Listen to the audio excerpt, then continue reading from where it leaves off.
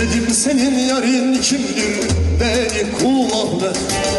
Dedim başka yarı var mı, dedi ki yok yok.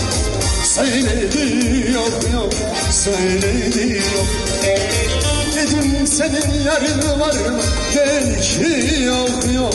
Söyledi yok yok, söyledi yok.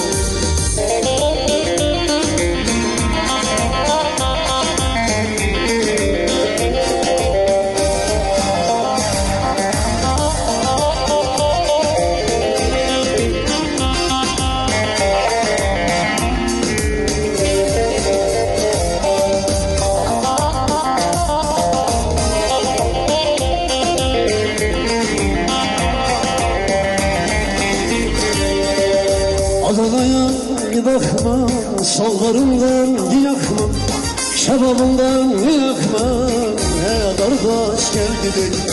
Adana'ya bakma, şebabından yakma, sallarından yakma, kardeş geldi de.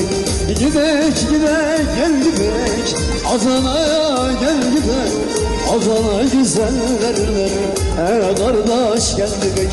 Gidek gidek gel gidek, Adana'ya gel gidek, Adana sıcak yerler.